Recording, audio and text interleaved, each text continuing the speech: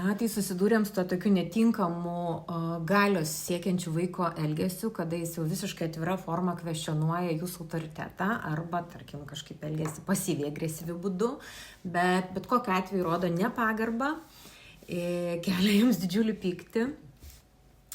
Tai pirmas dalykas, ką reikia suprasti, kad šis elgesys regresuoja.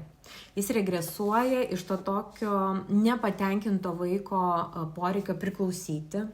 Kai vaikui nepavyko netinkamų dėmesio siekimo būdu patenkinti šį poreikį, suabejoja tuo, kad jis yra svarbus šitoj šeimoje, kad jis čia turi kažkokią savo vietą, reikšmę, tai jisai suabejoja ir tuo, ar jisai gali. Ir tada jo privačioj logikoje toks įsitvirauja įstikinimas, kad jeigu aš nepriklausau, nesu svarbus ir negaliu, tai bent jau galbūt galiu jūs taip išvesti iš emocinės pusiausvyros, kad jausčiausi stiprus ir galingas. Tai yra tokia absoliuti hiperkompensacija vaiko tokio suvokiamo subjektyvaus menkavertiškumo.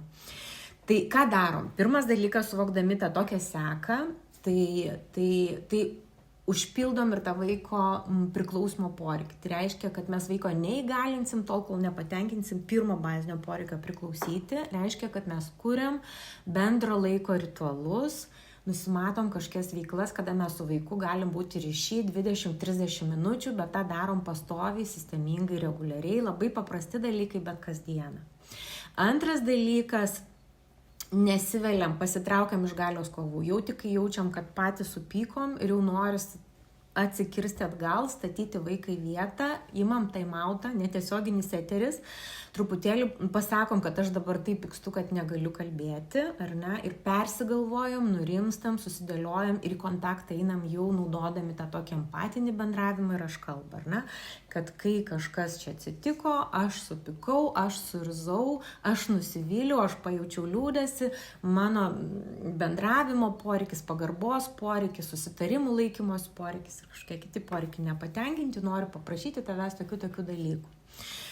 Ir trečias dalykas, galvojam, kaip maksimaliai galinti vaiką.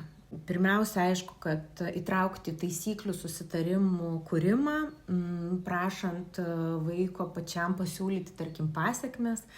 Antra, turbūt praktikuoti šeimos tarybą kaip vietą, kur gimsta svarbiausi šeimos susitarimai ir kur visi turi teisę pasisakyti nepertraukiami ir turėti vienodą balsų skaičių. Trečia, įtraukti vaiką į atsakomybės ir pareigas, tai jį irgi įgalina, jis jaučiasi svarbiu šeimos nariu, tai sugalvokit 2-3, leiskit pasirinkti vieną.